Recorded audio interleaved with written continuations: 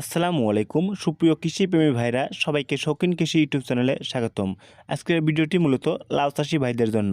যারা লাউ চাষ করেন আশা করি ভিডিওটি দেখবেন, লাউ চাষ সম্পর্কে A to Z তথ্য পাবেন এবং সেই সাথে আপনাদের হাইব্রিড উচ্চ ফলনশীল জাতের কিছু লাউয়ের বীজের সাথে পরিচয় করিয়ে দেব, যেগুলো চাষ করলে আপনারা কিন্তু সহজেই অধিক ফলন পাবেন এবং অধিক লাভবান হবেন। প্রথমেই পরিচয় করিয়ে দেব আলমদিনা এগ্রোর এই হাইব্রিড লাউয়ের উচ্চ ফলনশীল জাতের বীজের সাথে। এটি একটি আয়তাকার লাউ এবং এটির আকৃতি 33 সেন্টিমিটার পর্যন্ত হয়ে থাকে। এটি খুবই হাইব্রিড জাতের লাউ এবং এটি খুবই চাষযোগ্য। এটি কৃষকরা সচরাচর অনেক বেশি চাষ করে থাকে। লাউয়ের রং হয় হালকা সবুজ। লাউয়ের ওজন 1 থেকে 1.5 কেজি পর্যন্ত হয়ে থাকে। বীজ বপনের সময় ফাল্গুন থেকে অগ্রহায়ণ মাসের মধ্যে আপনারা বীজ বপন করতে পারবেন। ফসল সংগ্রহ করবেন কখন? আপনারা চারা রোপণের 55 থেকে 60 দিনের মধ্যে কিন্তু আপনারা লাউ সংগ্রহ করতে পারবেন জমি থেকে। ফলন প্রতি একর জমিতে 18 থেকে 20 মেট্রিক টন ফলন কিন্তু আপনারা সংগ্রহ করতে পারবেন। এরপরে রয়েছে লালতির এগ্রোর হাইব্রিড লাউ ডায়না।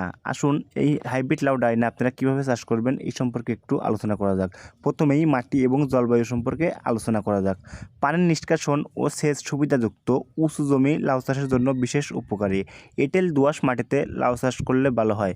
গাছের স্বাভাবিক বৃদ্ধির জন্য সবচেয়ে অনুকূল তাপমাত্রা হলো দিনের বেলায় 25 থেকে 28 ডিগ্রি সেলসিয়াস এবং রাতের বেলায় 18 থেকে 20 ডিগ্রি সেলসিয়াস তাপমাত্রা উপযুক্ত সময়। বীজ বপনের সময় আপনারা চাইলে কিন্তু এই ডায়না জাতের লাউটি সারা বছরই কিন্তু বপন করতে পারবেন। বীজের পরিমাণ হলো আপনার প্রতি শতাংশে 10 গ্রাম এবং প্রতি একরে 1 কেজি বীজ বপন করবেন। এবার আসুন জেনে নেই আপনারা কীভাবে চারা রোপণ করবেন।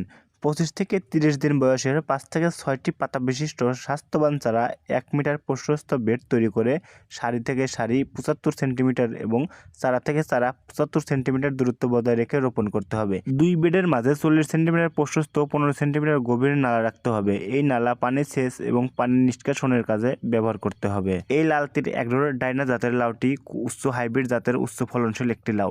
সারা বছরই চাষ উপযোগী। জাতটি তাপ ও বৃষ্টি সহনশীল এবং রোগ প্রতিরোধী। ফল আকর্ষণীয় সবুজ ও সাদা দাগযুক্ত। সহজে সেদ্ধ হয় এবং সহজে কিন্তু সেদ্ধ হওয়ার ফলে কিন্তু খেতেও সুস্বাদু। ফল 30 থেকে 35 সেন্টিমিটার লম্বা এবং ব্যাস 12 থেকে 14 সেন্টিমিটার হয়ে থাকে। ফলের গড় ওজন 3 কেজি হয়ে থাকে। প্রতি একর জমিতে আপনারা 45 থেকে 50 টন ফলন কিন্তু সংগ্রহ করতে পারবেন। এরপর যে লাউয়ের বীজের সাথে আপনাদেরকে পরিচয় করে দেবো সেটি হলো এসিআই সিডের মার্শাল সুপার উচ্চ ফলনশীল হাইব্রিড জাতের একটি লাউয়ের বীজ। এটি ফসল সংগ্রহ করতে পারবেন আপনার 50 থেকে 55 দিনের মধ্যেই।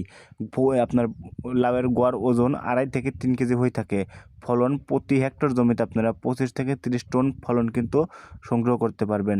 এটির প্রায় সারা বছর আপনারা চাষ করতে পারেন, তবে শীতের সময় কিন্তু এটির ফলন বেশি হয়। ফল আকর্ষণীয় এবং সবুজ হয়ে থাকে। এটি আপনারা প্রতি একর জমিতে 1 কেজি করে বীজ বপন করবেন। এরপর রয়েছে মালিক সিড কোম্পানির হাইব্রিড লাউ সুপার গ্রিন। এই জাতের হাইব্রিড লাউটির কিন্তু রোগ প্রতিরোধ ক্ষমতা অন্যান্য জাতের থেকে খুবই বেশি। এটি সারা বছরই কিন্তু আপনারা চাষ করতে পারেন, তবে শীতের সময় এটির ফলন একটু বেশি হয়ে থাকে বা শীতের সময় আপনারা চাষ করলে কিন্তু দামও একটু বেশি পাবেন। এটি কিন্তু আপনারা 45 থেকে 50 দিনের মধ্যে কিন্তু ফসল সংগ্রহ করতে পারেন। ফলের ওজন 2 থেকে 3 কেজি হয়ে থাকে। পোকামাকড়, রোদ ও বৃষ্টি সহনশীল একটি জাত। জাতটি আঠা ঝরা রোগ ও পাতায় হলদে বাদামি দাগ হয়ে ঝলসে যাওয়ার রোগ সহনশীল।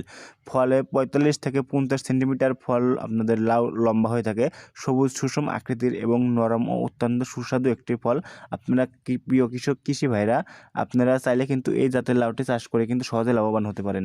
তো ধন্যবাদ সবাইকে যারা শৌখিন কৃষি ইউটিউব চ্যানেলের পাশে আছেন এবং দীর্ঘদিন যাবত আমার চ্যানেলে ভিডিও দেখতেছেন এবং যারা এখনও সাবস্ক্রাইব করেন নাই অবশ্যই সাবস্ক্রাইব করে দেবেন। কৃষি এবং কৃষকের কথাই আমি আপনাদের মধ্যে তুলে ধরবো।